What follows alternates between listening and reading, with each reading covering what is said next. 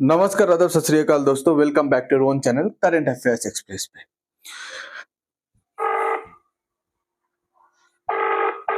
आप जिस व्यक्ति को कॉल कर रहे हैं वह उत्तर नहीं दे रहे हैं। कृपया कुछ समय पश्चात प्रयास करें। The person you're calling is not answering. Please try later. Donald Trump को यही चीज शायद एक बार नहीं, दो बार नहीं, तीन बार नहीं, चार बार सुनाई दिया। कब? जब डोनाल्ड ट्रंप मोदी जी को कॉल किया था।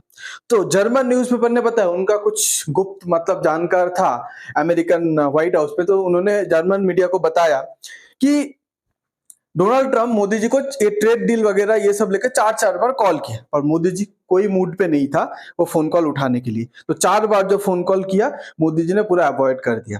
तो अभी इसी से आपको पता चलता है कि यूएसए और इंडिया का रिलेशन आज के डेट पे कितना बिगड़ चुका है। ओके, अब ये सब कुछ कब हो रहा था? जैसे देखिए, इंडिया जब कंस्टेंटली रशिया के साथ एंगेज था, चाइना के साथ एंगेज था, ब्राजील का प्रेसिडेंट के साथ बात कर रहा था, चाइना का वांग ही विजिट पे आया था, ठीक है, आपका इंडिया पे। उसके बाद इंडिया का जयशंकर, अजीत डोभाल जब रशिया पे गया था, टाइज क्लोजर हो रहा था। ये सब अमेरिका के खिलाफ है, अमेरिका के अगेंस्ट में है। अमेरिका का जो पॉलिसी है इंडिया को लेके, इंडो पैसिफिक को लेके, अमेरिका का हेजीमनी को चैलेंज करता है। तो डोनाल्ड ट्रंप सोचा कि इंडिया के साथ चलो शायद रिश्ता सुधरते या कुछ बात करने के लिए ट्रेड के बारे में, और चाइना के साथ इतना एंगेज मत होइए, ये सब बोलने के लिए कॉल किया था चार बार, जिसको कंप्लीटली अवॉइड कर दिया। अब देखिए, steep US tariff set to hit Indian export from Wednesday.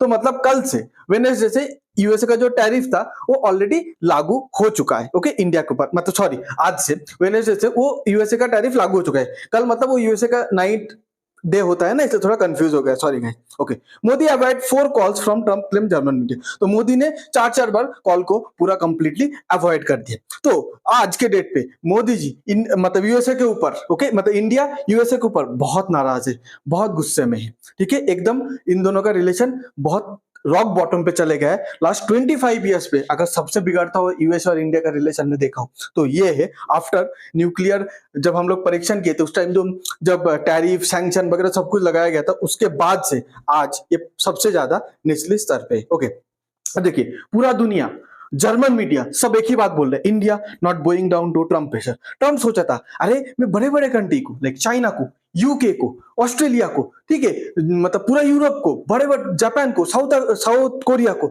सबको अपने प्रेशर पे अपने पास झुका दिया, ठीक है। इंडिया कौन सी खेत का मूल्य, उसको तो मैं ऑलरेडी झुका सकता हूँ, पर इंडिया ने झुका नहीं। 50% टैरिफ लगा दिया, दुनिया का सबसे ज्यादा टैरिफ इंडिया के ऊपर है, पर इंडिया बोला हम लोग टैरिफ का सामना करेंगे, मुकाबला करेंगे। कैसे? हम लोग जीएसटी में कट कर देंगे, आरबीआई रुपीस को डिवैल्यू कर रहा है, ठीक है, हम लोग नेक्स्ट जनरेशन रिफॉर्म ला रहे हैं, वो सब के बारे में आपको बताऊंगा। नेक्स्ट जनरेशन रिफॉर्म ला रहे हैं ताकि हम लोग 50% टैरिफ के सामने डट के खड़े रह सके। ओके, आज के डेट पे मोदी जी और डोनाल्ड ट्रंप एक दूसरे के बात सुनने के लिए रेडी नहीं है। डोनाल्ड ट्रंप पहले ही बोला था Modi is a tough negotiator. तो डोनाल्ड ट्रंप कहीं ना कहीं चाहता था कि मेरा बात मान लो, मुझे नोबेल जो पीस प्राइज है उसके लिए इंडिया हाँ बोल दे, रशिया से तेल खरीदना बंद कर दे, इंडिया अपने एग्रीकल्चरल मार्केट के एक्सेस दे, इंडिया मान ले कि पाकिस्तान और इंडिया के बीच जो सीज फायर हुआ था वो डोनाल्ड ट्रंप नहीं करवाया था। बट इंडिया 4 आउट ऑफ 4 एक भी बात को माना नहीं, तो 4 बात को रिजेक्ट किया, इसलिए 4 टाइम कॉल को भी रिजेक्ट कर दिया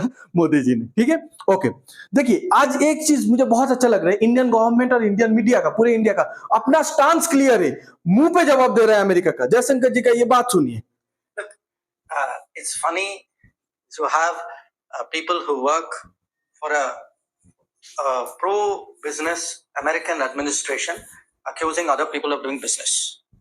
Okay, that's really curious. But here's the point: if you have a problem buying oil from India, oil or refined products, don't buy it. Nobody forced you to buy it. I mean, but Europe buys, America buys. So you don't like it, don't buy it. पूरा clear कर दिया, America को बोल दिया आप इतना Russian oil लेके क्यों चिल्ला रहे हैं, क्यों भौंक रहे हैं? आपको पसंद नहीं है ना कि इंडिया रशिया से ऑयल खरीद रहा है, वही ऑयल को रिफाइन करके यूएसए को बेच रहा है, यूरोप को बेच रहा है, ठीक है, अब मत खरीदिए। बोलिए इंडिया, तुम अगर रशिया से ऑयल खरीदोगे तुमसे हम लोग रिफाइंड प्रोडक्ट नहीं खरीदेंगे, बात खत्म, ठीक है। तो ये अभी देखिए, ये जो ट्रम्प का टैरिफ है, मैं जो आपको बोल रहा हूँ, लिखा है Trump tariff haunt over 100 countries. 100 country को ट्रम्प ने टैरिफ के बारे में मतलब धमकी दिया है, ठीक है, जो यूएसए के साथ थोड़ा बहुत ट्रेड रिलेशन रखते हैं। अब इसमें से बहुत सारा कंट्री ट्रम्प के आगे, ट्रम्प के प्रेशर पे झुक गए, बस 5 कंट्री नहीं झुका है। अब कौन कौन सा कंट्री, देखिए मेजर इकोनॉमीज ट्रम्प के सामने झुक गए। जैसे देखिए यूएसए और ब्रिटेन का जो ट्रेड डील हुआ है, यूएसए ब्रिटेन का ट्रेड डील पे क्या हुआ है, ब्रिटेन ने यूएसए का जो बीफ है उसको टैक्स फ्री कर दिया, मतलब यूएसए से अभी भर भर के बीफ आएगा ब्रिटेन पे, ठीक है। यूएसए सबसे बड़ा एक्सपोर्टर है, one of the biggest exporter, okay. उसके बाद देखिए Japan agreed to buy 100 Boeing planes. Japan ने झुक के क्या बोला, ओके हम लोग ट्रेड डील करते हैं, टैरिफ पे कट देंगे, हम लोग 100 बोइंग का प्लेन, जो बोइंग का प्लेन अमेरिकन मीडिया खुद बोलता है Boeing plane has self crashing capability, मतलब वो खुद ही खुद क्रैश हो जाता है, ऐसा मजाक उड़ाते हैं। वही बोइंग प्लेन 100 खरीदने के लिए जापान ने एग्री कर दिया। यूरोपियन यूनियन को ट्रम्प ने बोला कि 51 ट्रिलियन रुपीज मतलब 1000 करोड़ पे आपका होता है 1 बिलियन, ओके 1 बिलियन, 100 बिलियन पे होता है 1 ट्रिलियन, ऐसे 51 trillion Indian rupees European union ने बताया हम लोग इन्वेस्ट करेंगे यूएसए पे, ओके। इन रिटर्न यूएसए से क्या मिला, कुछ नहीं मिला, लिटरली कुछ नहीं मिला। उसके बाद tariff cut despite no beef deal, South Korea के साथ भी बीफ डील होने वाला था, क्योंकि साउथ कोरिया और एक बड़ा बीफ एक्सपोर्ट करता है अमेरिका को, तो सोचा कुछ राहत मिलेगा अमेरिका को, ओके, मतलब अमेरिका से राहत मिलेगा, बट बीफ डील तो मिला नहीं, पर अपना कंट्री पे अमेरिका का जो सामान आ रहा था उस पर टैरिफ को कट करने पड़ा, क्योंकि साउथ कोरिया का हाथ बंधा हुआ है, अमेरिका उसको मिलिटरीली प्रोटेक्शन देता है। अगर अमेरिका मिलिटरी पुल आउट कर लेगा साउथ कोरिया से, साउथ कोरिया वल्नरेबल हो जाएगा, उसको कोई भी अटैक कर सकते हैं, उसका इकोनॉमी बर्बाद हो जाएगा। इंडोनेशिया 99% प्रोडक्ट जो अमेरिका से आता है उससे टैरिफ हटा दिया इंडोनेशिया, और ऊपर से इंडोनेशिया भी बोलते हैं कि हम लोग तो अमेरिका से 50 बोइंग प्लेन खरीदेंगे। अब 5 कंट्री जो अमेरिका के सामने झुका नहीं, वो है 5 main BRICS country, India, China, Brazil, South Africa, okay, and Russia. ये 5 कंट्री है जो अमेरिका के प्रेशर के सामने झुका नहीं है, ओके। उसके बाद देखिए इंडियन गवर्नमेंट अमेरिका को ऑन द फेस जवाब दे रहा है, उसके साथ साथ इंडियन मीडिया भी इतना स्ट्रेट फॉरवर्ड है, अमेरिका को लिटरली ऑन द फेस जवाब दे रहा है इंडियन मीडिया। तो देखिए कैसे इंडियन मीडिया अमेरिकन मीडिया का बोलती पूरा बंद कर देता है। The United States government needs to be reminded that the more abusive language that the president continues to throw at different presidents and prime ministers of the world, the more likely it is that we will turn more and more to the BRICS. The more likely it is that we will, like the Japanese have done, like the Chinese have done, we will turn more and more to use gold as our foreign exchange reserve, not the US Treasury bill. We will turn away from the United States, but let the United States not live in a fool's paradise. And this remittance point that has been brought up twice is so hilarious by David. Let me assure you, Mr. David, I don't know your last name, forgive me, about 100 countries in which Indian citizens live and they send back remittance. Exactly. You are not the only country, point 1. Point 2, your country has gained a huge amount from our brain drain. Let me remind you, for the last 10 years, Satya Nadella, who's the son of a former, boss of mine, actually is heading Microsoft. Pichai is an Indian. They are dime a dozen. 700 companies in Silicon Valley are run by Indians who are of Indian origin. Yeah, that's a good thing. Who's benefiting from this? Not देखिए ये पहली बात, एक बात बहुत clear कर दिया कि हम लोग को अमेरिका की जरूरत नहीं है। आज अमेरिकन डॉलर इतना पावरफुल क्यों है? क्योंकि सबको जब भी फॉरेन रिजर्व की बात होता है ना, तो अमेरिकन डॉलर रखते हैं। तो बोला अगर अमेरिका ऐसे हम लोग को बिहेव करेगा, हम लोग फॉरेन रिजर्व के नाम पे क्या रखेंगे? डॉलर नहीं भैया, फॉरेन रिजर्व के नाम पे रखेंगे गोल्ड, ठीक है। अमेरिकन डॉलर का वैल्यू उधर ही गिर जाएगा। ऊपर से बोला है कि हम लोग, मतलब आप जो बोल रहे हैं इंडिया को हटाएंगे, इंडिया का ब्रेन ड्रेन से आप लोग इतना बड़े कंट्री बने हैं। ब्रेन ड्रेन मतलब आप सोचिए, गूगल, सुंदर पिचाई, उसके बाद माइक्रोसॉफ्ट, सत्या नडेला, ऐसे 700 कंट्री को इंडिया रन करता है। तो अगर वो सब, मतलब आज अगर गूगल इतना बड़ा है, सुंदर पिचाई की वजह से बड़ा है। यूट्यूब को कौन इतना पॉपुलैरिटी मिला है? सुंदर पिचाई। गूगल पे अंडर सुंदर पिचाई, गूगल लेंस अंडर सुंदर पिचाई। तो ये बात बहुत ही क्लियरली बोल दी, ओके।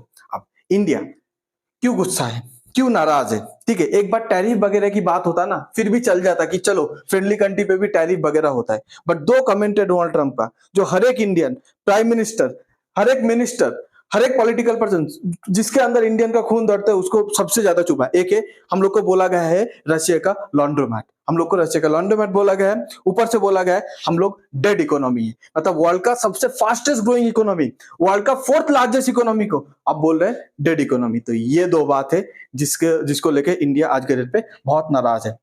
आज के डेट पे ट्रम्प 50% टैरिफ लगा दिया, ट्रम्प सोचा मैं तो जीत जाऊंगा, फिर से बता रहा हूं ट्रम्प सोचा मतलब इंडिया तो मतलब झुक जाएगा, पर इंडिया तस से मस होने का नाम नहीं लिया। ट्रम्प का कैलकुलेशन आज इतना बैकफायर कर गया, मतलब जो यूएसए का प्रेसिडेंट, हर एक president face by face, Clinton से लेके आपको बता रहा हूं, क्लिंटन 2 बार, जॉर्ज बुश 2 बार, बैरक ओबामा 2 बार, उसके बाद डोनाल्ड ट्रंप, जो बाइडेन, फिर से डोनाल्ड ट्रंप, मतलब ये जो बाइडेन था इंडिया के साथ जो धीरे धीरे जितना भी प्रोग्रेशन हुआ था आज एक झटके पे 4 महीने पे 6 महीने पे डोनाल्ड ट्रंप उसको वाइप आउट कर दिया। इंडिया यूएस रिलेशनशिप, अब ये जो इंडिया और यूएसए का जो रिलेशनशिप है, इसका जो क्राइसिस है, ये मैं इंडियन होके नहीं बता रहा हूं, यूएसए का फॉरेन पॉलिसी एक्सपर्ट, यूएसए का मतलब सिटिंग मिनिस्टर, मतलब रूलिंग पार्टी का मिनिस्टर बता रहा है कि इंडिया और यूएसए का जो रिलेशनशिप है वो सीरियस क्राइसिस पे जा रहा है, रिक्वायर्ड अर्जेंट रिसेट। अब देखिए रिसेट शायद हो जाएगा, okay, but as a human being, as a person आप अगर टैरिफ वगैरह लगाते तो शायद ओके टैरिफ में हटा रहा हो, हम लोग ट्रेड करेंगे तो रिसेट हो सकता था, but as a Donald Trump, as a person, जैसा वर्ड यूज किया है, जैसे बात बोला है, मुझे लगता नहीं है कि